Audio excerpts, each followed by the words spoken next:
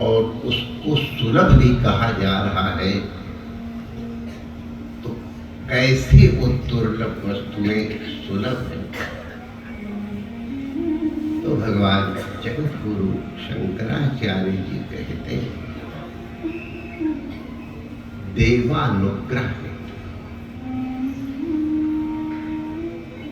अगर ठाकुर जी की कृपा हो जाए तो ये तीन वस्तुएं जो अत्यंत दुर्लभ है, जब हम आ रहे थे तो अपने मथुरा आश्रम वाले महाराज जी इसी विषय की चर्चा कर रहे थे, जिसकी हम चर्चा भी करेंगे दुर्लभता के विषय में। और हमारे पूज्य शास्त्री जी महाराज अपने दिल्ली आश्रम वाले अपने महाराज शास्त्री बड़े क्रम से प्रवचन की शैली में ये होता है कि जिस विषय का उत्थापन किया जाए उसी को केंद्र में रख करके आगे की चर्चा चलाई जाए, उसी के अनुकूल उदाहरण इत्यादि दिए जाए, और ये सहाय नहीं है। और इस तरह की चर्चा सुनने को थोड़ी कम मिलती है, और हमको तो खास तौर से बड़ी कम मिलती है। तो ऐसे में जब कोई हमको अंग्रेजी में कहते हैं डिस्टर्ब करता है तो मेरा मूड गर्म हो जाता है। हम कितनी दूर से चल के आ रहे हैं, यहां से कल गए आपकी सेवा करके, और फिर वहां सेवा करके आए हैं। बहुत श्रम होता है, लेकिन ये श्रम दूर हो जाता है जब संतों के आशीर्वाद, प्रवचन, सत्संग सुनने को मिलता है। और ऐसे सत्संग में अगर कोई बाधा करे,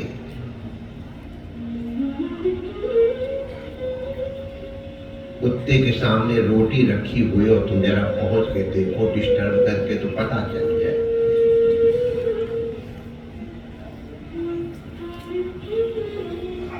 यहाँ सत्संग सुनने आए हुए नौटंकी नहीं है।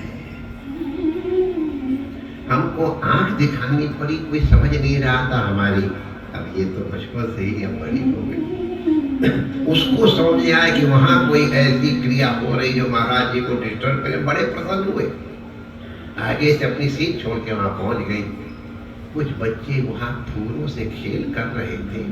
बच्चे बहुत अच्छे लगते हमको, लेकिन जब सत्संग हो रहा हो, खासतौर से शास्त्री जी जैसे महापुरुष, और उस समय को ये कर रहा हो या कोई चला रहा कि हम तुम्हारी सेवा करें, नोट चखाने आ रहे हैं, कितना अंदर कुत्ते से ज्यादा क्रोध हमको आ रहा था। तो अगर कोई आता है और आपको मालूम है कि इससे महाराज जी को पीड़ा होगी, तो वही रोक लिया, बैठ जाओ। पहले तो समझदार व्यक्ति को सत्संग के बीच में आना ही नहीं चाहिए, और अगर कोई अनजाने आ जाए तो किसी के समझदार बैठ जाओ, शास्त्री का आशीर्वाद हो रहा है। बच्चे चंचलता कर रहे हैं, कुछ चंचलता के कारण बच्चों को तो कोई हानि नहीं है, लेकिन इतर लोगों को हानि होती है।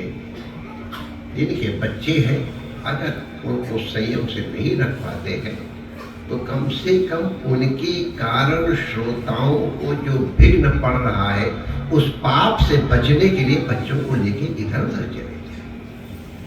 अगर बच्चे नियंत्रण में नहीं रह पाते हैं, तो उनको लेकर के आप इधर उधर हो जाओ, नियंत्रण कर सको तो बहुत उत्तम है।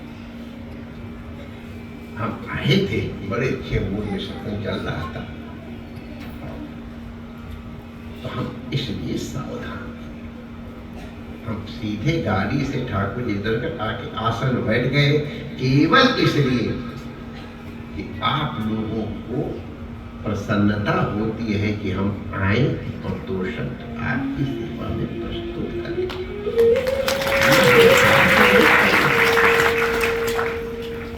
केवल तुम्हारे लिए आए हैं, और तुम ही अगर हमारी जरूरत नहीं समझते हो तो जोगी काके मीत कलंदर काके साथ। हम अपने माँ बाप के तो हुए नहीं, जिन्होंने पैदा किया पाला पोसा, तुम्हारी कैसे मिटाओगे? अगर तुम्हारा प्रेम है तो हम क्या तुम उदाहरण दे रहे हो? कोई बाहर का संत आएगा तो क्या कहेगा? यही काफी सत्संगी है, नोट लेकर के दिखाते हुए चले आ रहे हैं, मैं नोट करवा आया। बच्चों को संयमित नहीं रख सकते, श्रवण के समय ज्यादा फुसुर फुसुर कर रहे, मोबाइल कर रहे, तमाशा देख रहे। अरे इसके लिए बहुत टाइम है।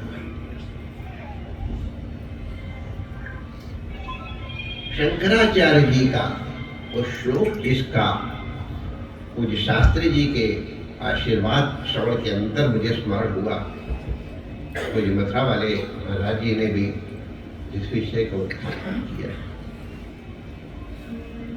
शंकराचार्य जी कहते दुर्लभम त्रयमेवेतत् देवानुग्रह हेतुना। 3 चीजें दुर्लभ है। दुर्लभम त्रयम एव माने 3 से और ज्यादा नहीं, यही 3 दुर्लभ।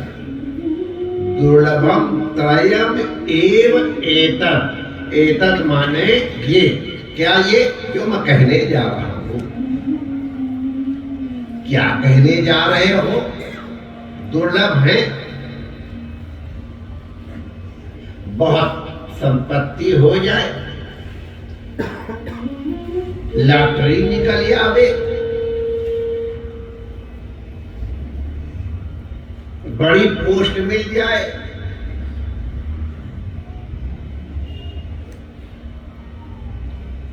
तीन चीजें दुर्लभ बताई हैं। मनुष्यत्व, मुमुक्षुत्व और महापुरुष संशय। 3 चीजें संसार में दुर्लभ है, निश्चित रूप से एवं नहीं मिलती है। अगर मिले तो समझ लेना तुम्हारे ऊपर भगवान की कृपा हुई है। हम लोग श्रवण कर रहे थे, बिन सत्संग विवेक न हुए। विवेक के लिए आवश्यक है सत्संग। वो सत्संग कैसे मिलेगा? बिनु हरि कृपा मिलेगी।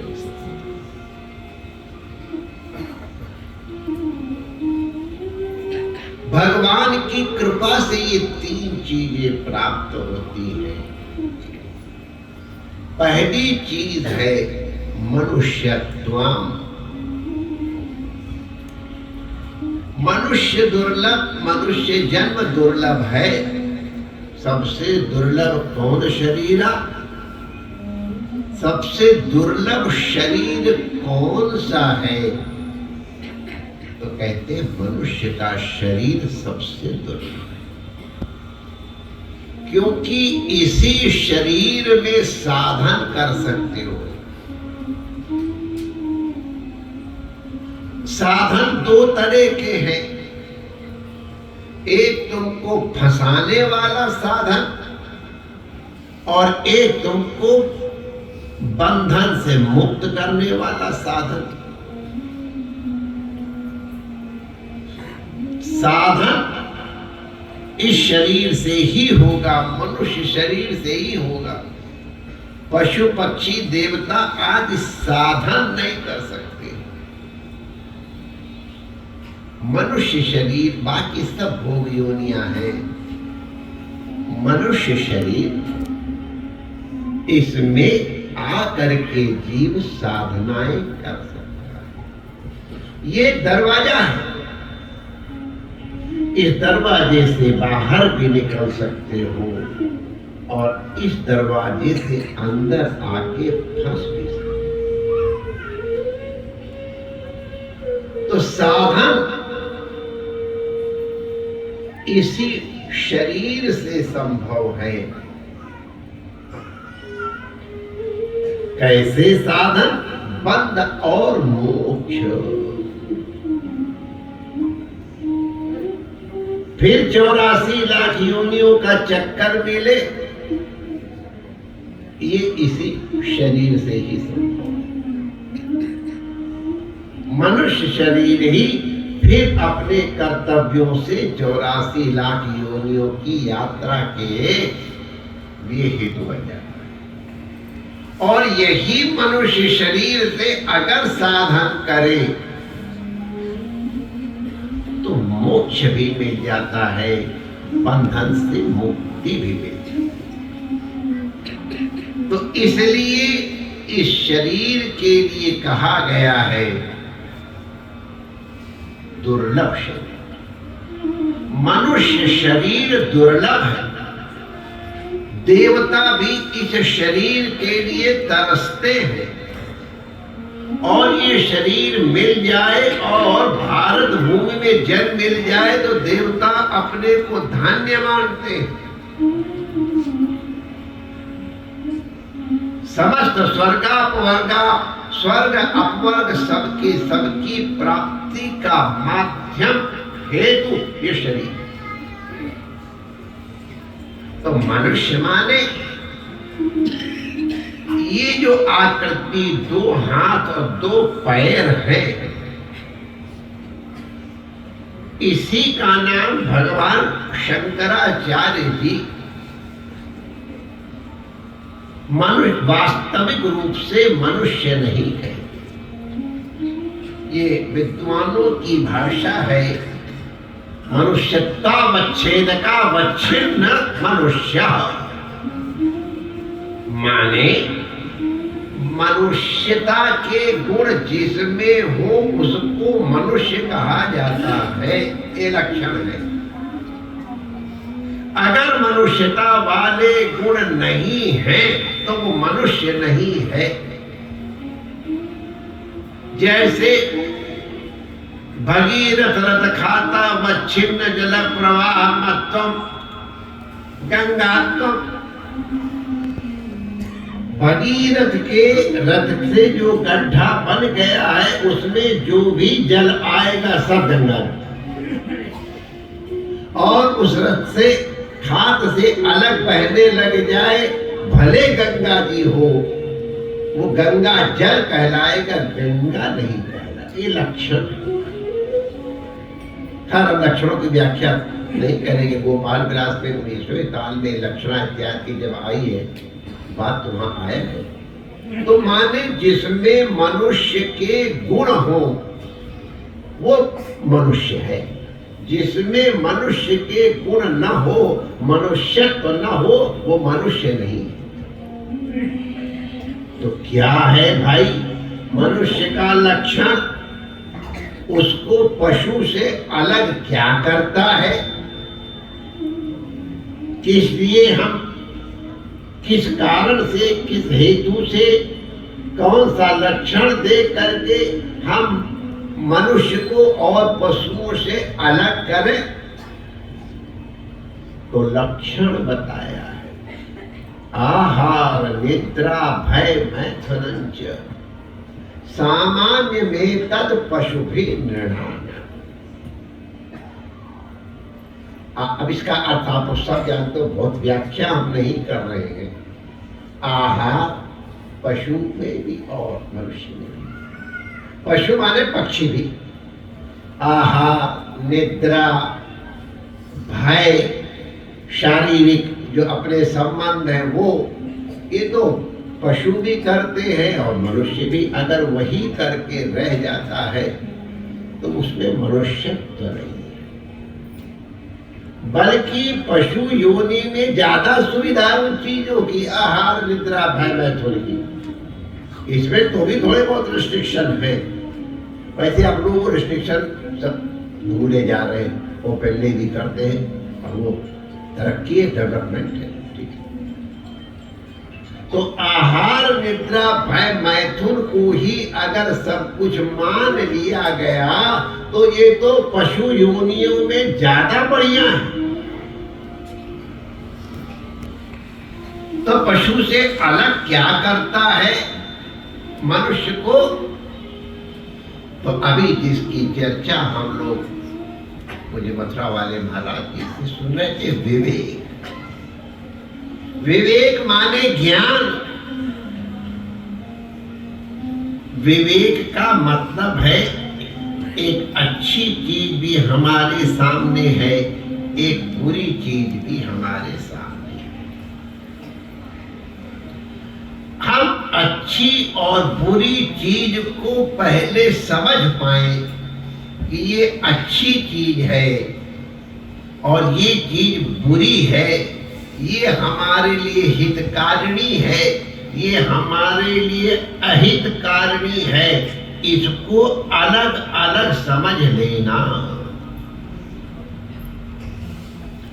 इसको कई चीजें वैसे बड़ी मधुर, आकर्षक, प्रिय लगती है,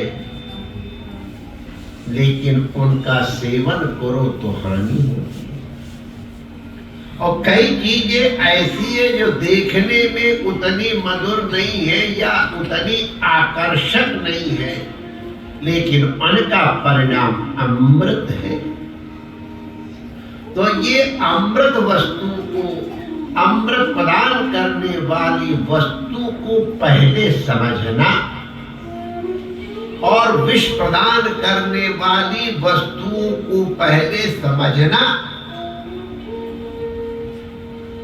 ये समझ फिर अच्छी वस्तु को पकड़ने की चेष्टा, और जो अहितकर वस्तु है उसको छोड़ने की चेष्टा हो सकती है जब ये विवेक, इसको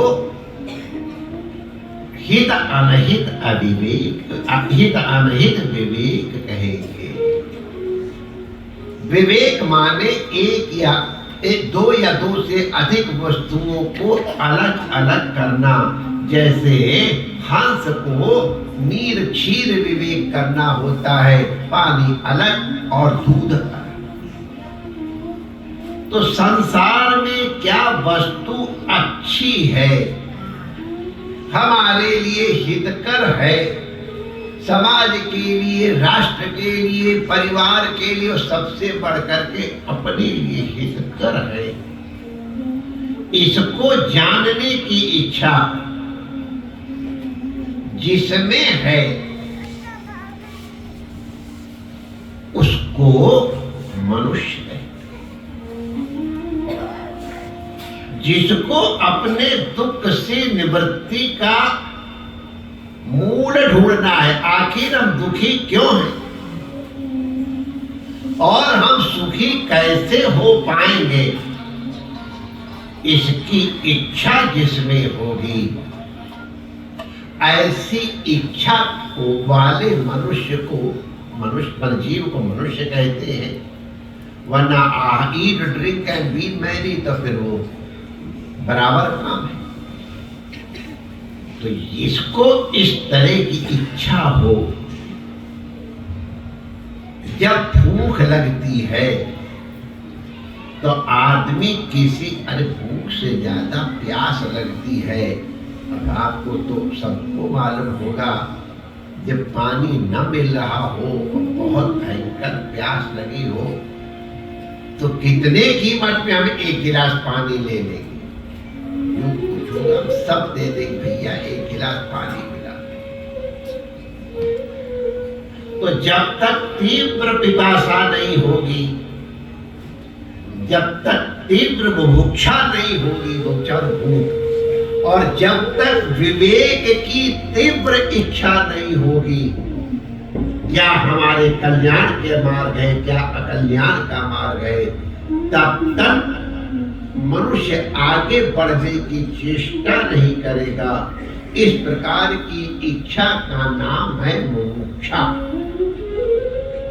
हमको दुख से मोक्ष प्राप्त हो, दुख के हेतु जन्म मरण आदि से मोक्ष प्राप्त हो, बंधन से मुक्ति प्राप्त हो, इस इच्छा का नाम मुमुक्षा।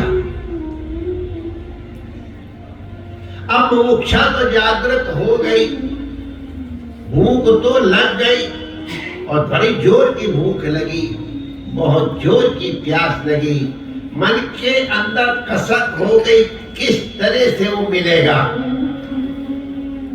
अब हमको पता नहीं कैसे मिलेगा, तो उसके मिलने के लिए रास्ता बताया है। तत्विधि, उसको ढूंढो।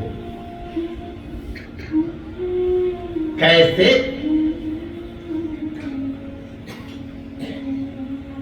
प्रणिपातेन परिप्रश्नेन सेवया।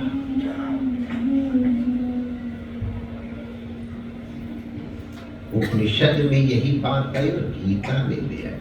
तद्विद्धि प्रणिपातेन परिप्रश्नेन सेवया उपदेक्षन्ति ते ज्ञानं ज्ञानिनः तत्त्वदर्शी।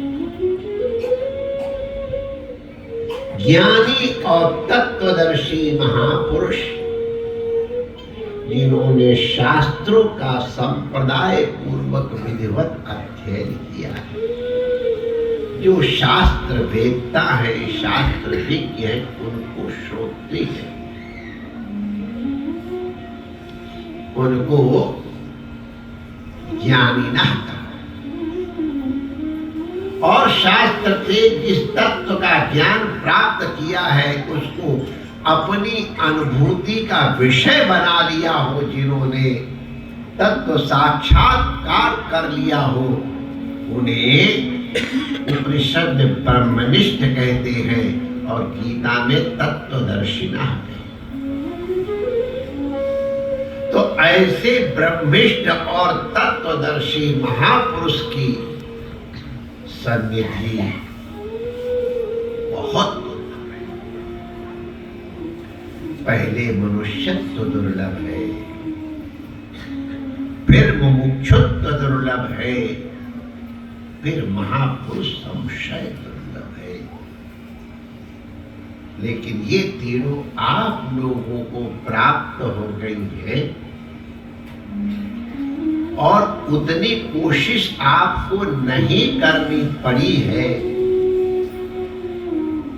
शायद कोई चीज बड़ी आसानी से मिल जाए तो उसकी कीमत ही नहीं रहती है, तो हम जानते हैं। लेकिन देवानुग्रह है तो कब हमारा कन्हैया, तो फिर महात्मा ये क्या कहे। छछिया भर छाछ पे नाच नाच देवानुग्रह। तो आपके ऊपर कृपा करके ये तीनों वस्तुएं आपको इतनी सुविधा से प्रदान कर दी हैं। आप में अगर इच्छा न हुई होती मोक्ष का, सत्संग सुनने की इच्छा न प्राप्त हुई होती, तो काहे को इतनी रात में यहाँ आए होते हैं। पता नहीं 10 बज गए या 10 बजने वाले, क्या है? 10-20 महाराज जी। 10-20।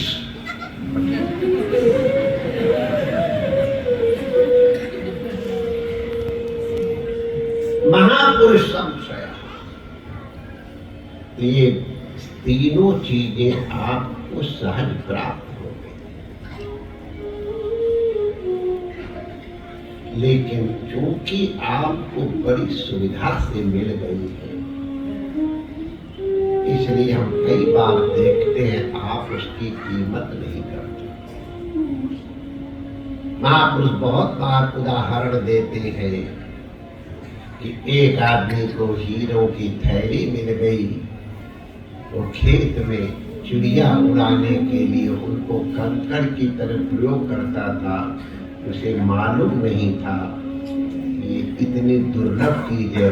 गोल गोल गुलेल में गोल गोल कंकड़ मारने से निशाना बढ़िया लगता है। तो हीरे की आकृति से लगा था, वहां बढ़िया निशाना लगे।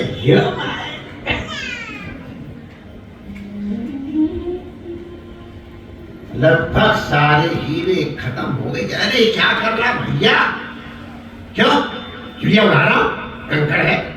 अरे माई डियर, तेरी खेत की तो कीमत क्या, तेरे खेती की तू सारे गांव के खेत खरीद ले एक टुकड़े से, इतना महंगा है।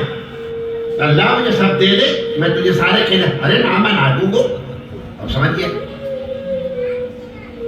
अब वो पछताता, यार इतनी ठंडी भर थी। उसने कहा माई डियर, अब ये 4-5 बचे हैं ना, इनको संभाल के रख,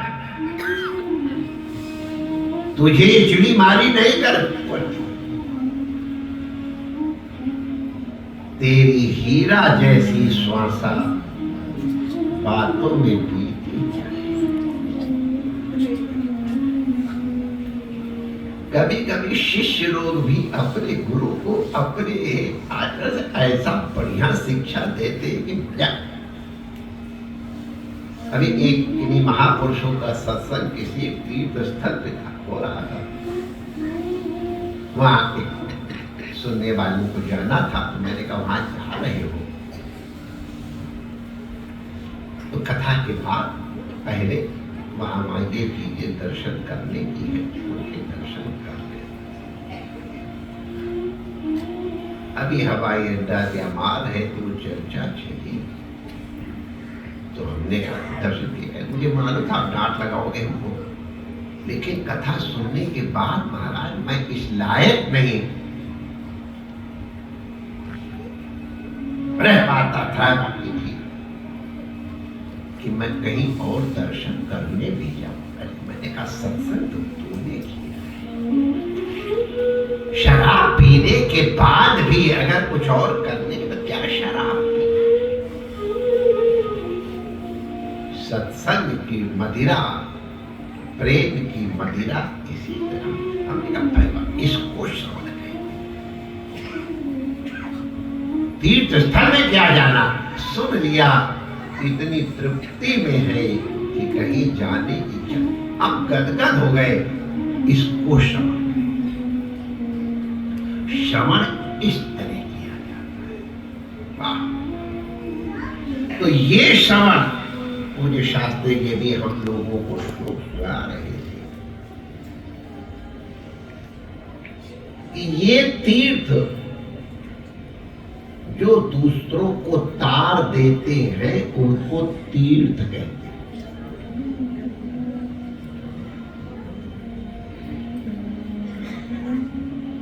गंगा नदी है तारने वाली, यमुना नदी तारने वाली है।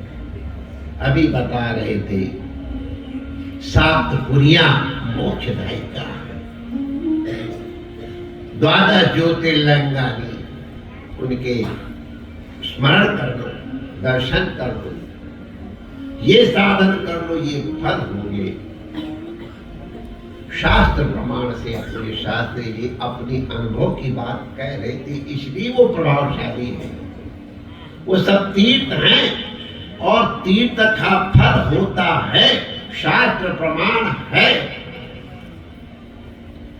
लेकिन तीर्थों का फल तीर्थ यात्रा के अनंतर जब वो कर्म का परिपाक होगा तब मिलेगा। और सत्य साधन संत रूपी तीर्थ में स्नान करने से, दर्शन करने से मज्जन फल पेखीय तत्काल, श्रवण करने के अनंतर अव्यवहित उत्तर क्षण में जीवन में परिवर्तन हो जाता है। महाराज कथा श्रवण करने के बाद कहीं जाने की इच्छा नहीं हुआ, 1 सेकंड के अंदर आप लोगों को उस कथा का स्मरण होगा। संत ने कहा गुरु खाना पीना तो लगा रहेगा, आओ मैं तुमको वो सुनाता हूं जिसने मेरे जीवन को परिवर्तित कर दिया है। और वो कथा जो गंगा के तट पे वाराणसी की है, एक वाक्य था, गुरु सृष्टि नहीं बिगड़ी है, हमारी हमको सृष्टि को नहीं सुधारना है। कोई नहीं सुधार पाया, हमको अपनी दृष्टि सुधारनी। हमारे महापुरुष ये दृष्टि प्रदान और उस दृष्टि प्रदान का तत्काल फल मिलता है। हमें पता नहीं था ये वस्तु ये है।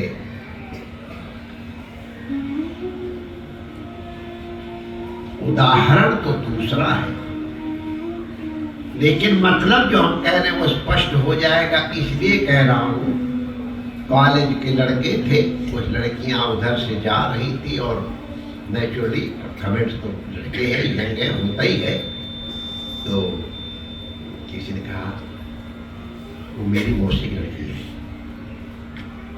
केवल एक शब्द मेरी मौसी की लड़की सुन के सारे लड़के सन्न हो गए, उनके वो कमेंट्स बंद हो गए। सबको लगा मेरे मित्र की बहन है तो मेरी बहन है, और उनकी दृष्टि एक।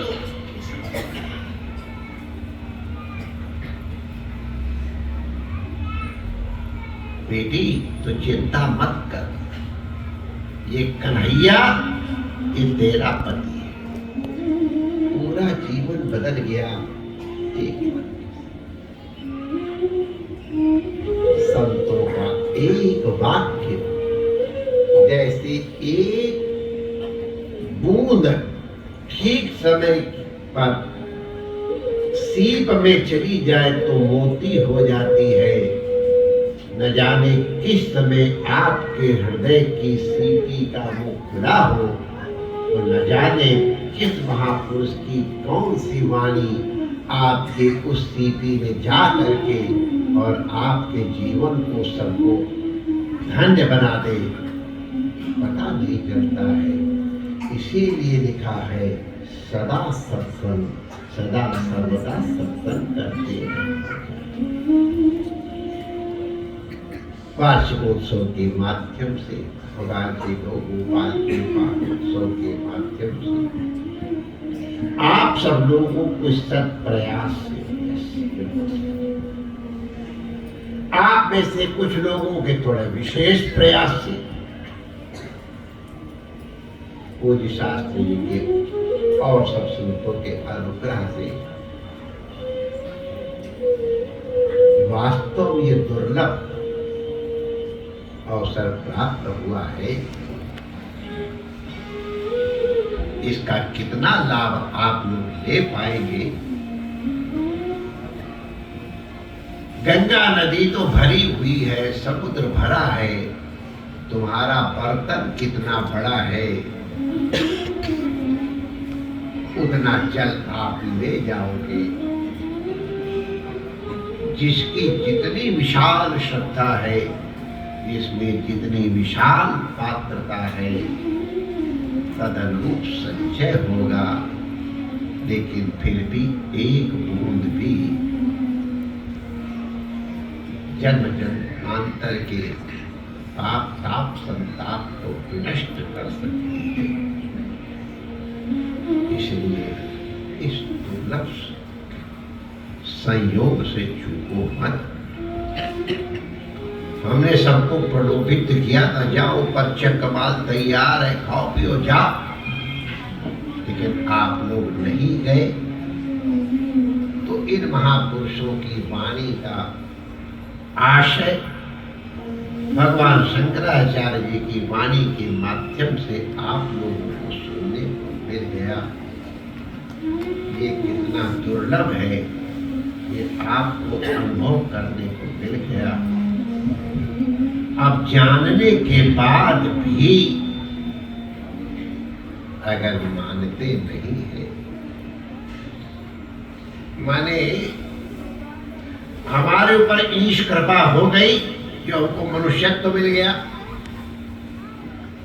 गुरु कृपा हो गई मोक्षत्व और ज्ञान प्राप्त हो गया। और तीसरी आत्म कृपा। अगर आपकी अपनी कृपा अपने ऊपर नहीं होगी तो गुरु और ठाकुर जी सिर के बल भी खड़े हो जाए, कुछ होने वाला नहीं। इसलिए आत्म कृपा आवश्यक। यहां आते समय एक मानसिकता बना लिया।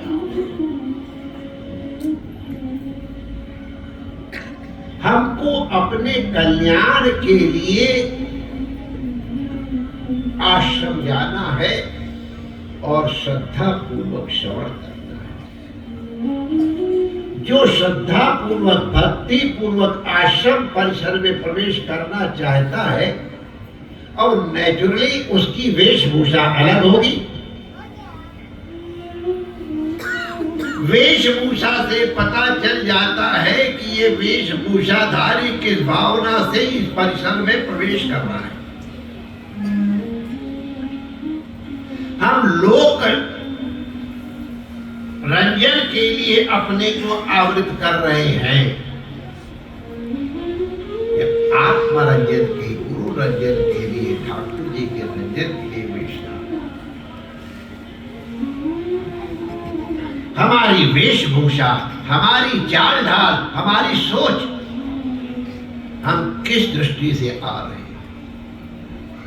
वैसे मैं एक बात बता दूं, ये चीज अच्छी तो है कि सत्संग के समय श्रवण करने की बुद्धि से श्रद्धा पूर्वक आवे,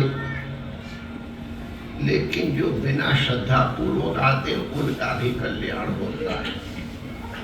मैं अपनी बात बता रहा हूं और यही बात बता करके मैं अपनी वाणी को विराम दूंगा। तुम्हारी भी छुट्टी और हमारी भी कुछ हो रहा है, छुट्टी मिल रही है।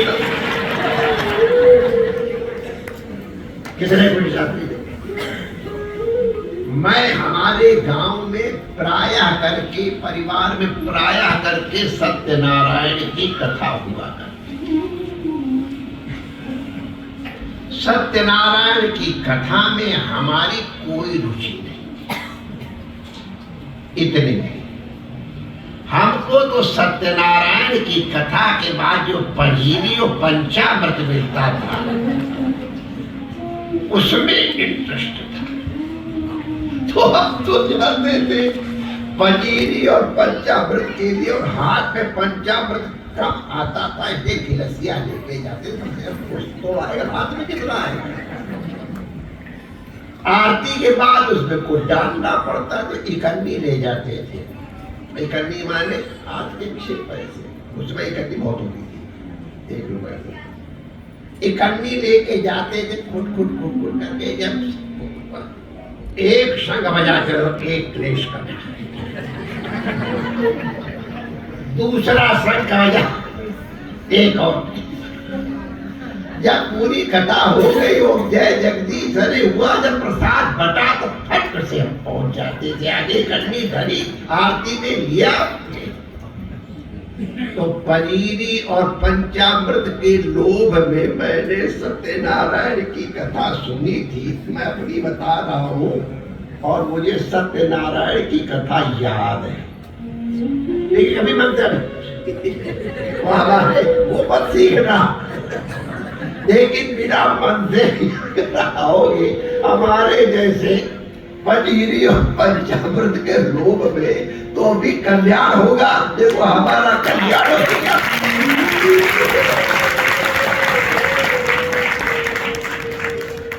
तो ये उपाय न मतिम कृष्ण निवेश है। आप लोगों ने बहुत भाव है।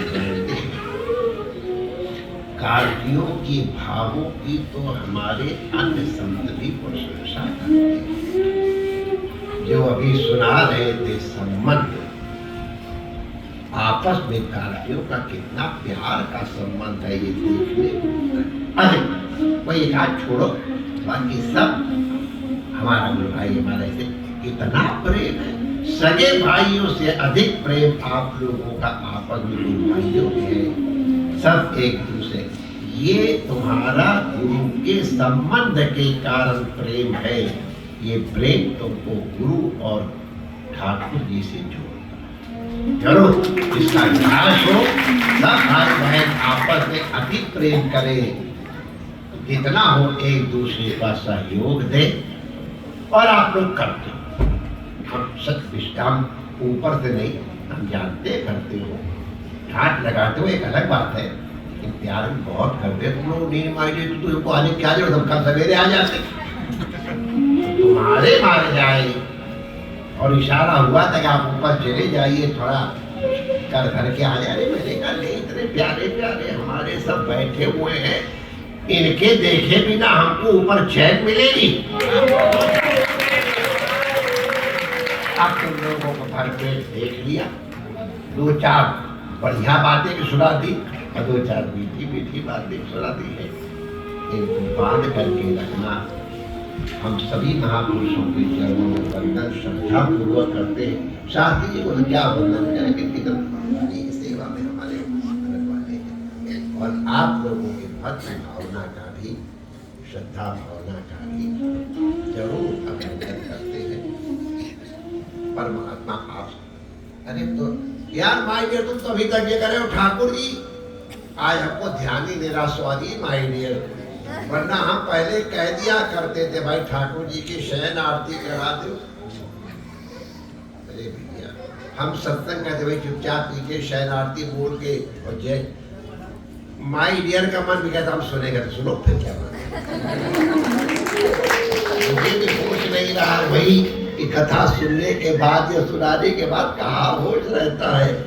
तो माय डियर को शयन आरती करा दो, मुझे ही होश नहीं रहा। अब जब उतरे वहां से तब होश आया। तो चलो भैया पुजारी जी, भूल चूक माफ। और अब तुम शयन आरती जोर से करोगे कि धीरे से करोगे? हो गई, हो गई, तब ठीक है। जय श्री कृष्ण। कर रहे हो? अच्छा, तो क्या करें शास्त्री जी को परेशान? अरे मैंने नहीं भरिया ही होगा, वो भी नहीं होने हुआ। बोला समझते समझते।